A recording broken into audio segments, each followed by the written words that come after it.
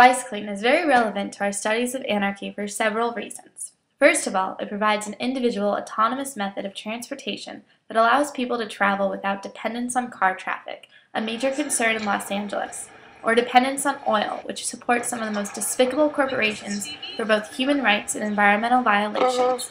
Traveling by bicycle is also environmentally friendly in that not only does it not consume fuel, but has no emissions at all, and it promotes a more community-oriented, healthy lifestyle that is valued in many classical anarchist cultures. In this video, we talk to a variety of Pitzer College students who bike or work at the Green Bike program at Pitzer about their experiences biking and working for the bike cooperative. Recently, the GBP changed from a more traditional shop where students came to have others fix their bikes to a cooperative-style program where students come to learn how to fix their problems. In the past 10 years, bike shops have emerged all over the country, empowering people to ride bikes and fix them themselves in a totally new way. The use of cooperative, collective-style organization and management of these bike programs was a major focus of ours in this project, as it embodies many anarchist ideals of egalitarian decision-making, no bosses or hierarchy, and education for all. So 1818, the walking machines developed. It was made by this guy who lived on this expansive castle, and he wanted to be able to see the whole castle. So it was a two-wheeled thing. He kind of stood on top of it and glided as he walked. So no pedaling system, and you had to mount it in such a way that would have been difficult and kind of exposing if a woman was doing it, because the fashion of the times was long, kind of flowing gowns. So then in 1865, the big wheel bike came out. It had that initial pedaling system you see on bikes today, and that also was a men's bike. You had to get up. It was 5 feet high, so you had to mount this gigantic thing to get on it. It wasn't safe. It moved fast, but it just wasn't an easy option. It wasn't inclusive of women, especially because they had this women's style and effeminate kind of stigma they had to stick to.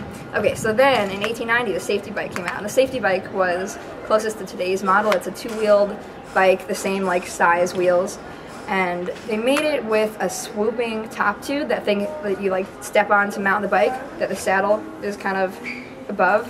The idea with that is that women could still get on this bike in gowns and continue to look kind of effeminate and be womanly while biking, but it also limited women in a lot of ways. Mostly that it didn't move as fast as the men's bikes. The way you sit up, they didn't allow women to bend down low because they thought they would get off. They'd be sexually stimulated on bikes if they bent down low and tilted the saddle up and kind of biked fast. So women couldn't bike fast. They couldn't bike in the same stance as men, and they had these bikes that made it impossible to do any of those things. So although it was allowing women to get out and see things they hadn't seen and leave the home and be exposed to new people and new ideas and new things, it was also holding them back in a lot of ways. So that's kind of how bikes have evolved. And it's an alternative form of transportation, but it's also kind of liberty from that, and just the freedom from the car instead of being trapped by gas prices, a flat tire, which it's pretty easy to fix a flat on a bike. With a car, you're kind of screwed. It costs a lot of money, and it allows a lot of people who can't afford cars, or having a car is such a huge expense, it allows them to cut that away and really allow them to spend money on more important things. I picked up a bike one day to start commuting to classes at a community college in Santa Monica because I was getting really pissed off with commuting every day by car. Parking was a bitch, traffic sucked, I was just really stressed all the time. Then I borrowed a bike from my dad and found it was actually faster on bike, and I came out of the day a lot happier, a lot less stressed, and just been biking ever since. In a sense, it kind of is a little bit of a rebellion against the car culture of LA, since it is so ingrained that if you're not driving, it's kind of seen as crazy. My friends and my sister are what the fuck are you doing? Riding around on a bike, they see it as just so strange. like you said, LA is a very car-centric place. Like, I remember growing up, if someone didn't get their license at age 16, it was like a weird thing.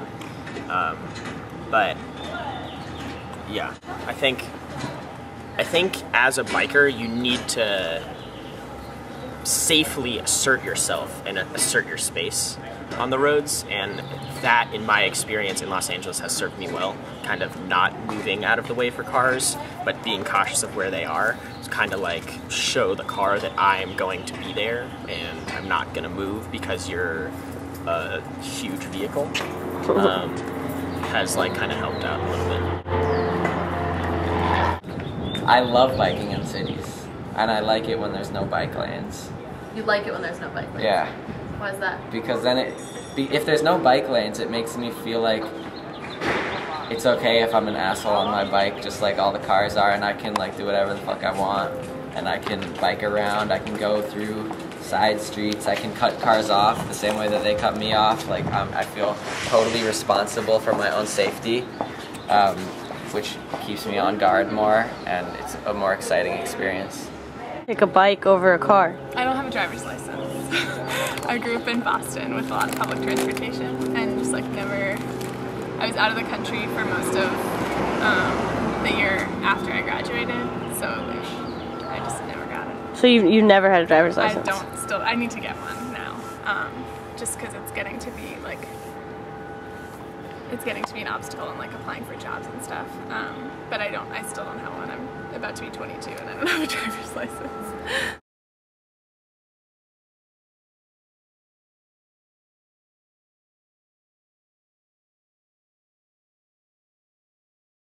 I always went on bike rides with my family, but I didn't really start biking until I got to school and I did the orientation trip that was a bike trip.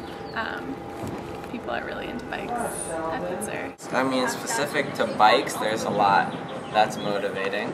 I think the first time that I ever actually used my bike as my primary mode of transportation was last year when I was living in Pomona, and the first time I ever rode down Gary like everyone else who was going home, but I was on my bike and they were in their cars. It was like a crazy moment for me when I realized that I could actually like use my bike around here, not just for fun and not just like riding downstairs.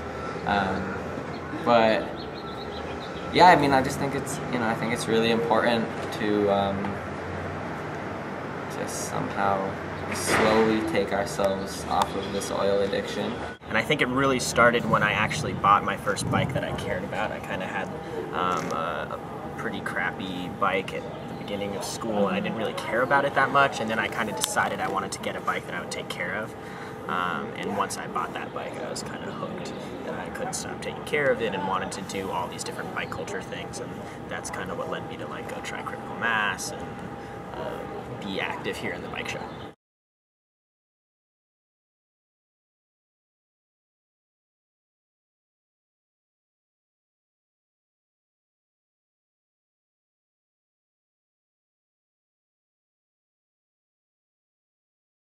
Talking about co-ops, the co-op movement has had a couple of like kind of peaks, and so initially it happened in the 1880s. Like co-ops became a big thing because people didn't have, well, it was difficult to find jobs.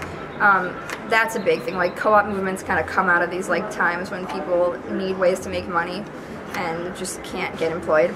So yeah, I do see co-ops being an awesome option, I guess, because I think that the only way to like succeed in life is to kind of build these like intense, passionate communities, and co-ops definitely facilitate that.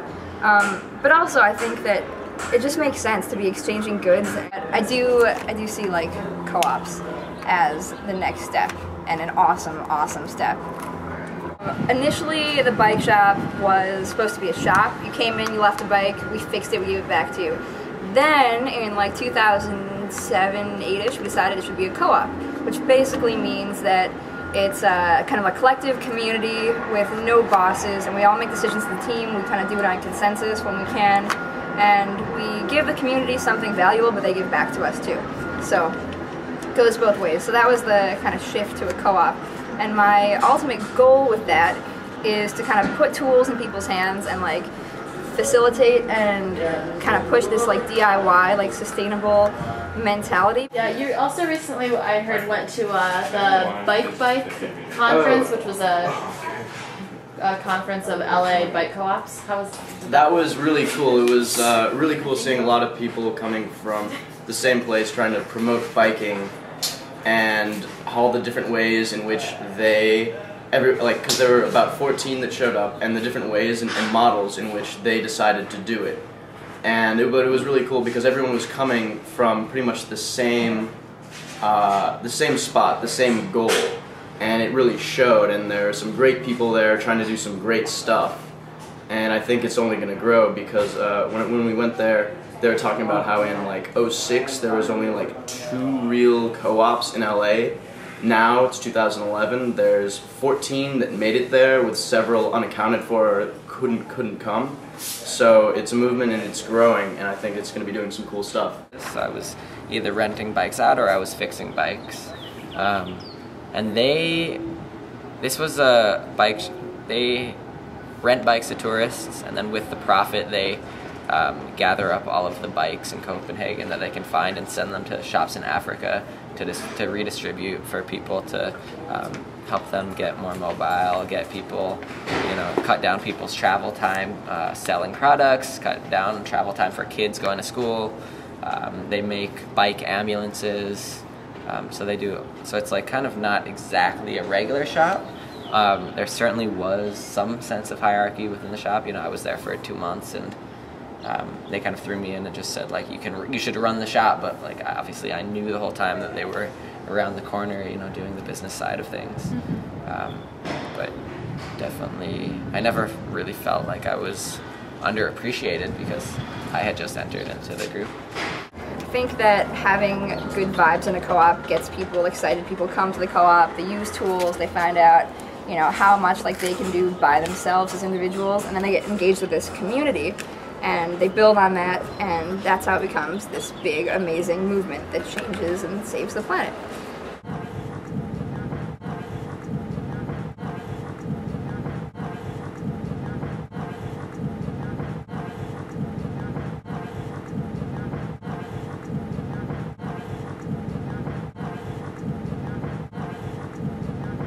Initially, the bike shop was supposed to be a shop. You came in, you left the bike, we fixed it, we gave it back to you. Then, in like 2007, 8-ish, we decided it should be a co-op, which basically means that it's kind of a collective community with no bosses, and we all make decisions as a team. We kind of do it on consensus when we can, and we give the community something valuable, but they give back to us too. So, it goes both ways. So that was the kind of shift to a co-op. And my ultimate goal with that is to kind of put tools in people's hands and like facilitate and kind of push this like DIY, like sustainable mentality. But with people like Sylvie, and there's a bunch of people who are very skilled in the bike shop, and they're very good at spreading that skill. Like the bike shop, I remember like one of the most beautiful moments in the bike shop was a professor came up to ask about getting a tire patched.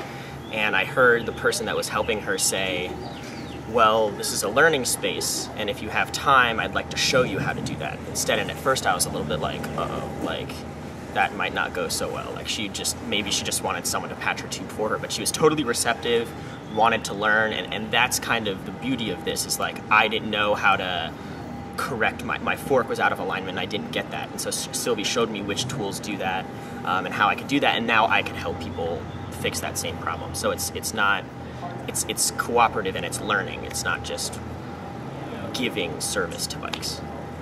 Bikes. Bikes, bikes,